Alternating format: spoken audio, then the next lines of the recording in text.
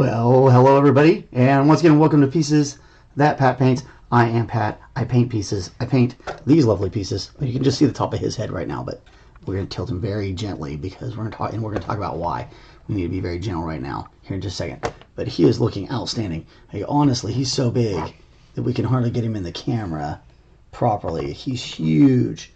So we'll actually let's go ahead. Let's move him out a little. Out a little bit more. Maybe we can get him in. Maybe. Move a little bit of stuff here. Make sure we're not gonna bump him. Okay. Get my phone out of the way. There we go. Now we can set him down. We should be able to see him almost all the way. Pretty close. There we go. Pretty epic. It's such a great model. Really fun to paint. But we do have one small problem. It's very heavy, and especially the tip of this, or the sword itself, this piece, is extraordinarily heavy.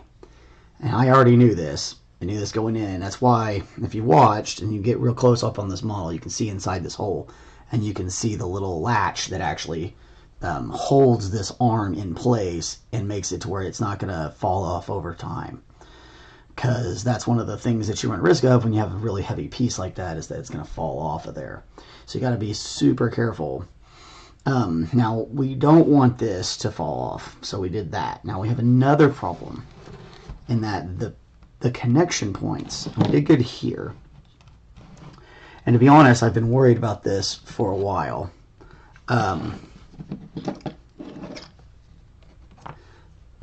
So that thing's so long. So there's not really much connection here on these parts, here and here. And so what we need to do is we're going to have to strengthen up some of this a little bit. There's nothing we can do about this hand. His contact on it is not nothing. The only thing that actually makes contact with the pillar is just this one thumb here. So what we've got to do is we've got to find a way to strengthen up the back of this foot where it comes into contact with the model itself. Now that becomes complicated. There's a couple ways we could do this. There's a way I'm going to do this I think is going to be a quick, easy fix, and it should mold everything together.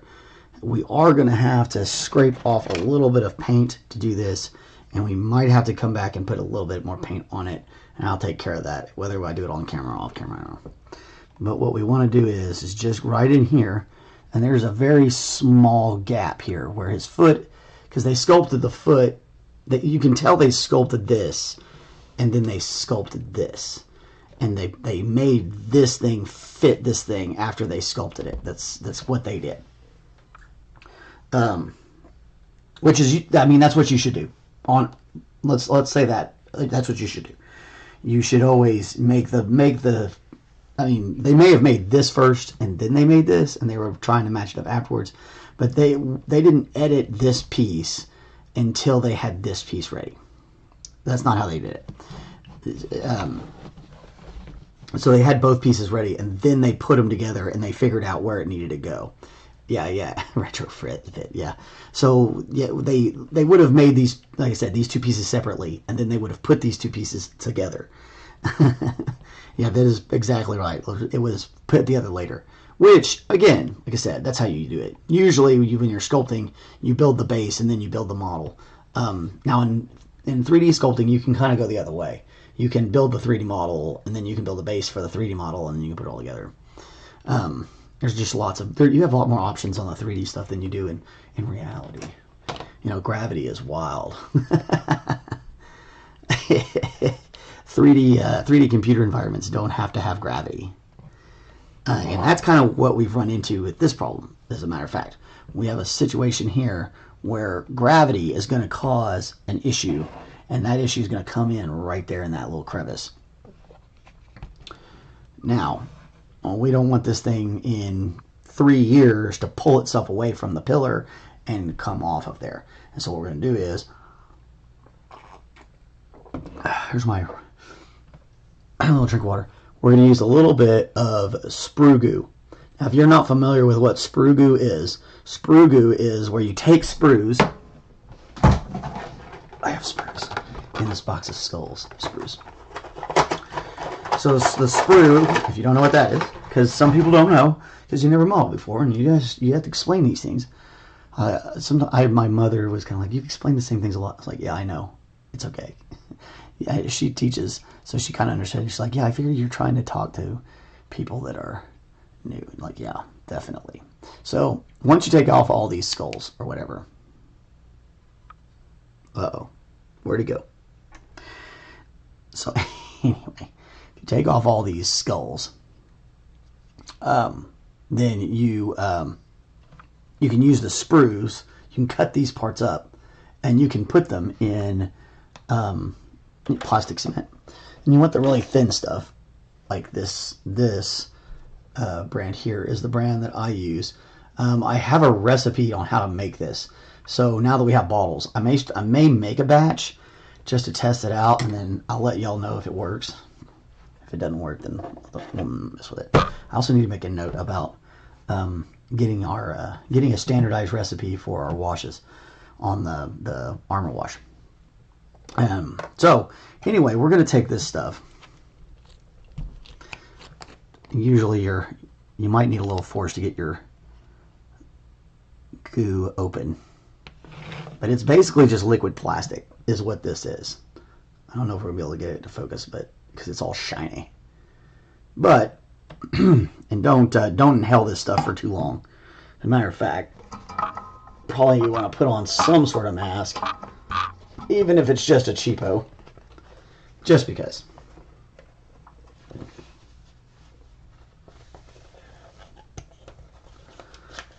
So anyway, it's kind of, I want to let this drip down. Sometimes it's a little slow. But what we're going to do is we're just going to put a little bit in that gap. And it is basically, like I said, liquid plastic. I may actually want to do this with a skewer. Something that's going to make it to where I can get it in there pretty good. That brush is sometimes a little bit crazy. And we can pack this with some material.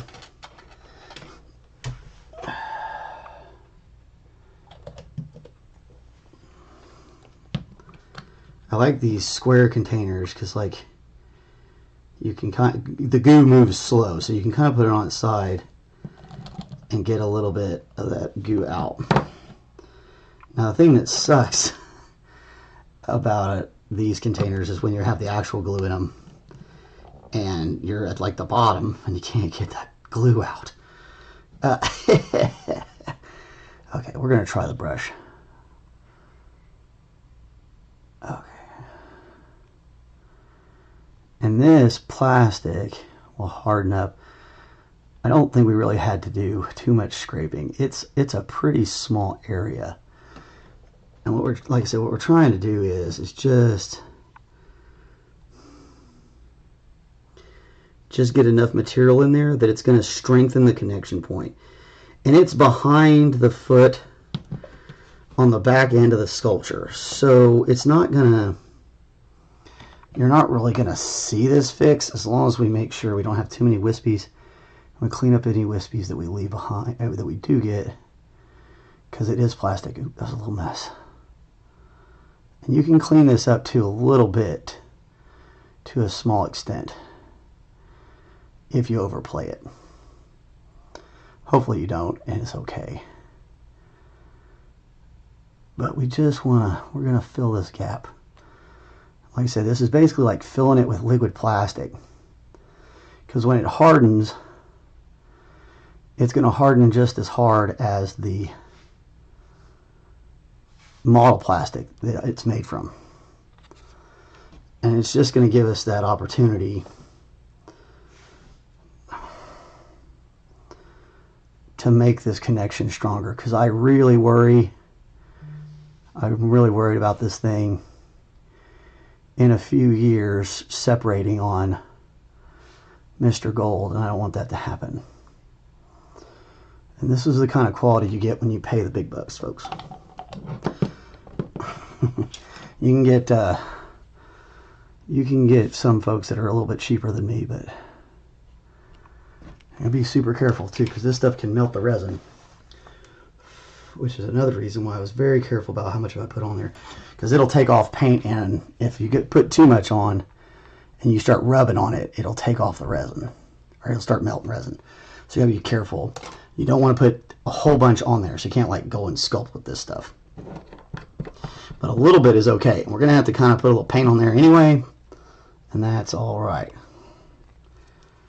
I probably shouldn't be touching that with my bare fingers, but I'm a chef, so like my fingers are hard as nails, and like I don't get blisters on my fingers anymore.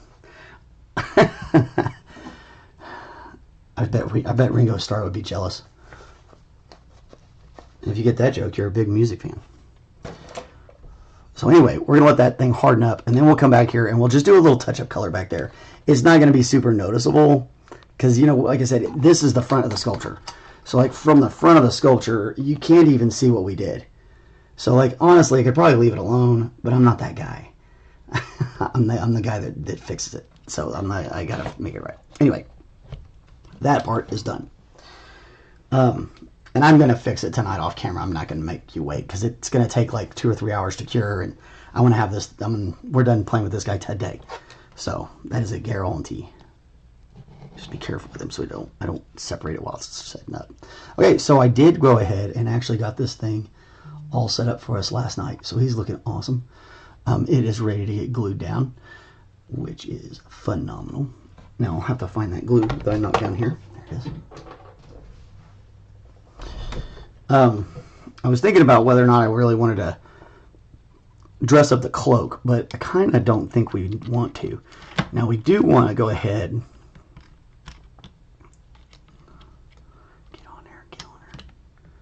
Yeah.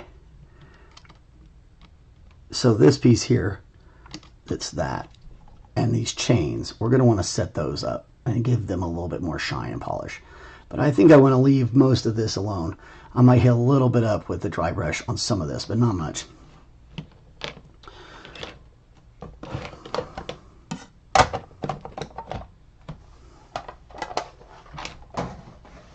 There's still a little vapor in the air from that stuff. Woo. Get out of here. I have a small fan, but I should have probably turned it up a little bit.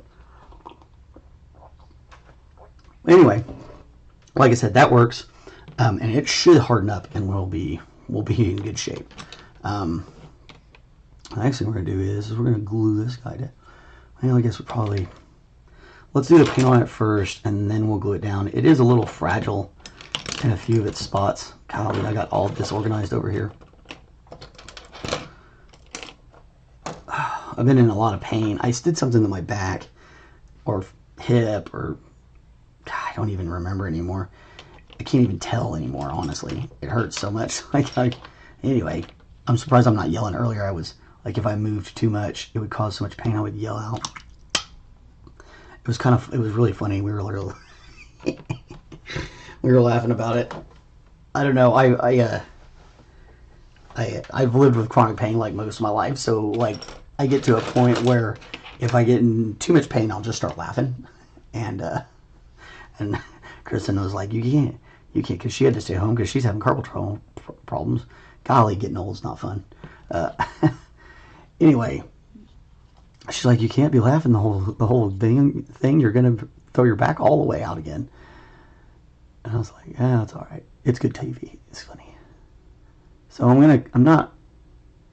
just trying to hit up just the edges. It's not really a whole lot of work. You could use a dry brush for this. I want to be a little bit more accurate than my dry brushes. That round one it works really, really well at dry brushing larger areas. But stuff like this, it really, if you can learn how to just barely, I don't even know if I would call this dry brushing, but I guess it is technically. And you can see where I had that black wash has come through and really taken care of some of those places where we maybe overstroked just a touch or whatever. Okay, we want to get these chains kind of up. Don't worry about getting all of it. Just get a little bit of it. Let some of that wash stick around for you. See, and this is the underside, so we really don't need to do much of it because of the way the cape sits. So that's the underside of his chain. So we don't really have to worry too much about that one. Now this over here we do. This is something we really wanted to make sure we did right. So what I want to do is I want to just get the edge of this medallion. I'm going to leave the bottom dark, but right at that part I'm not. See, because that's going to catch light, right? Boom, boom. And then we want to come here, think about your top, think about where you're at. This thing sits right on him. Okay, so our light is going to hit right here. Oop, get where you can see it. There we go. So our light's going to come down right there, right? And so we're trying to basically brighten up this part. We don't need it to be all the way down. And we want to let that shadow catch itself at the bottom. But it does need to come down here because that would catch light, yeah? And our chains are going to catch light from the tops, but not necessarily the bottoms, right?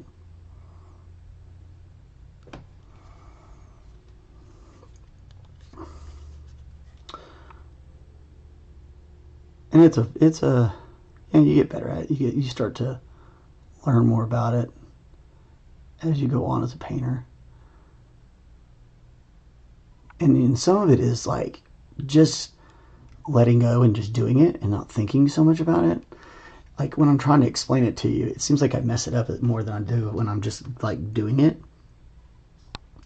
It's a strange thing. I have to pull this thing down. This went right in my eyeball. I realized I pulled it up earlier to look at the whole model.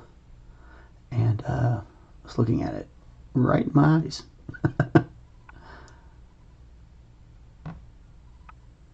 It's better for the camera anyway. Okay.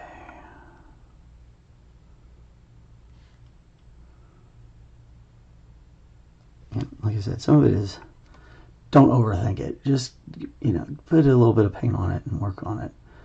A lot of these models can be stripped, you know. You don't want to leave them in alcohol or anything like that. These particular models, but like your other hard plastic models, you can, or metal models, you can put in alcohol. You don't want to do that with 3D print models, but you know, find out what you can strip them with, because I'm sure there's something you can use to strip the paint off a 3D print, or with a 3D print, if you printed it yourself, just print another one. If you don't like the paint job, you can't really. I don't know. I don't know what I'm trying to say here. Let me think about this for just a second. So like you can't really can't paint wrong. There's no way to paint it wrong. That's not how it works. You just painted it. You know, it was what you painted it as at the time. Now maybe you want to improve your technique, and that's cool. Like that's what you should want to do, right? I want to improve my technique. It's kind of what we're doing here. As I kind of sort out what I do and how I do it, and get better at it again, and again and again and again. That's the idea. So you can always, like I said, you can always strip it and start again. That was the point. Okay. Oh, yeah, I think my hip's really getting to my brain. I think I'm starting to make no sense. It was weird. Like all I did was reach down to grab a water out of the little cooler in the living room, and then replace it with another one, because you know I take one out, put one in. Yeah, that way you always have cold ones. Because the kids don't, you know, they just take it out, and then I have to make them put it in.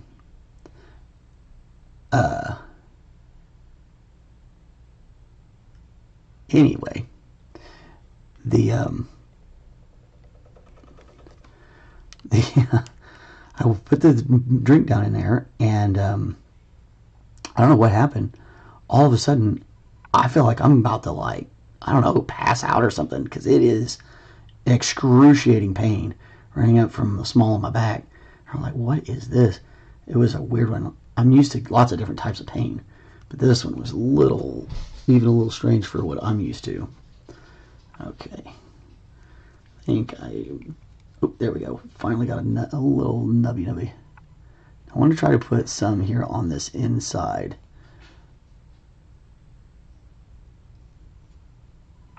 Because this should fill in for us. And that tube is done. I should have grabbed a little bit more off there. So I kind of want to put a little bit of glue on this guy. That's okay. We're changing this blade after this model anyway, so we can just do a pull. We can pull the blade work. You don't want to leave it on your blade. It will definitely make using it a lot more difficult than it needs to be. Okay, come here, Bubba. Oof. So much fun. This guy is so cool. Get in the hole. The hole is your home. Don't you want to go home?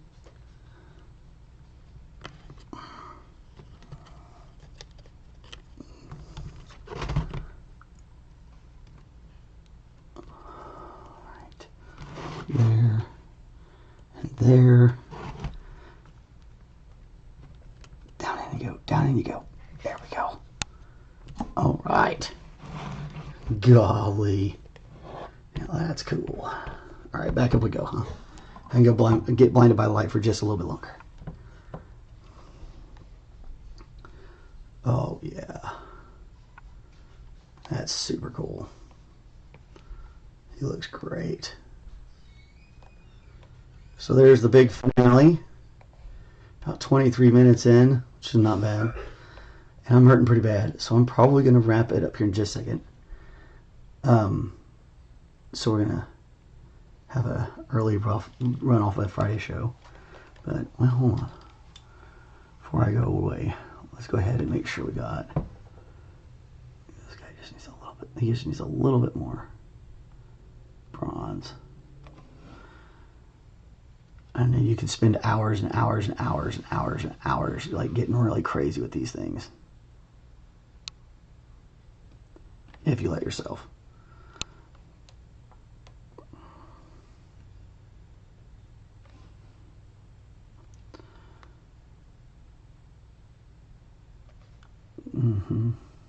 Just a little bit of those tops. It's a little bit too dark right on the top of that kneecap. And I really wouldn't have probably noticed that, or wouldn't have done that intentionally till I could see it in that light. But now you know it's about right. Might need just a little bit more on this OSL. And that's that thing about when, like I've been saying, how this fades a little bit over time. Your OSL work, if it's yellows and whites in particular, they will fade a little bit over time. So, you know, you might... It's a lot like when you water plants. You want to kind of like wet the soil real quick, kind of go all over everything, and then let it sit for a few minutes and then water it again. Yellows and whites can kind of be the same way, where you kind of got to let it get started, and then you have to come back and do it again.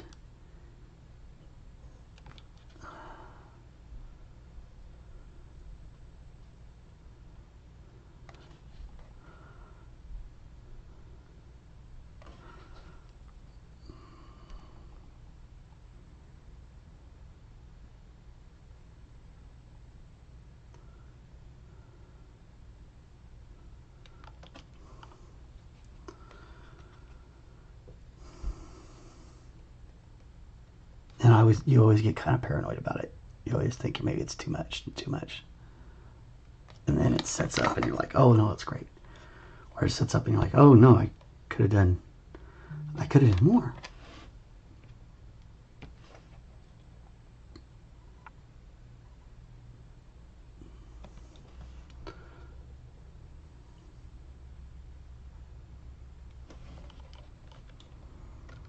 Yeah, there we go. Now it looks way white on camera, but when you look at it in real life, it does not look quite as white. And I think it'll calm down even more over time. Okay. That's funny. Alright, so we're just going to have to come back here, and I'm going to just take a check at it real quick. See how we're doing. We're still a little gooey. So, like I said, it's going to take several hours for that to set up. In the meantime, I'm going to use myself as a figure to kind of keep him propped up, because this is the bartender Pat. We probably need to paint this guy up and send him back to Dave. We might do that in between. As a matter of fact, I got 2 figures I need to get done up real quick. I got one that's an elf, and I got this guy that's Dave is one of my oldest and dearest friends. He's like my brother from another mother for sure. So it's I'll get this thing painted up and send it back to him. I think he's going to use it in his game with his kids, which is awesome. I think that's fantastic. Anyway, what was I doing? I was trying to wrap up. Man, I am hurting. All right, guys. Well, you guys have been amazing. You're awesome. I love you all so much. Everybody that comes by says hello, thank yous, all the good stuff, everything. And I'm gonna go put a heating pad on my back, and I'm gonna probably play some video games or something for the rest of the night and try and relax, because I got a bunch of stuff I got to do in the garden tomorrow, and a big weekend. We got Mother's Day and all that stuff. Oh yeah, happy Mother's Day, all the mothers. I've got an amazing mother. Thank you to my mother. She's outstanding. I have a mother that lives here. Her name's Kristen. She's really, really awesome. I have a mother that's mother 3 of my kids. Becky, she's awesome as well. Moms, you guys are great. Thank you so much for all the momming you do. Kids are rough. They're not easy. So anybody who even if you can barely help with anybody's kids, please do. Especially moms who are in distress. Help those ladies out. Well, the other day we were at Frontier City, and this toddler is running. I tell this story, and then I'm gonna get off, and it'll get us over half an hour, right? But look at me go. So we're at Frontier City. For those of you who do not know what Frontier City is, it is an amusement park here in Oklahoma. And they have various rides and roller coasters. Yeah. Anyway, this toddler is running up to me, and I'm kind of looking around, and I see several adults, and I'm like, whose toddler is this? And he stops and he looks up at me, and I was like, where's your mother? And he turned right around and ran back to her mother. And that is definitely one of those things that we all need to make sure we do. Make sure we're saying, hey, little boy, little girl, you shouldn't be doing that. You don't need to be too aggressive, of course, but it takes a village, and mothers definitely need that help. And but they're courageous and amazing, and mothers are outstanding in every form, every part of the world. Doesn't matter where you're from. So anyway, that's enough of me ranting about that. Happy Mother's Day. I love you guys so much. I'll talk to you later. Bye.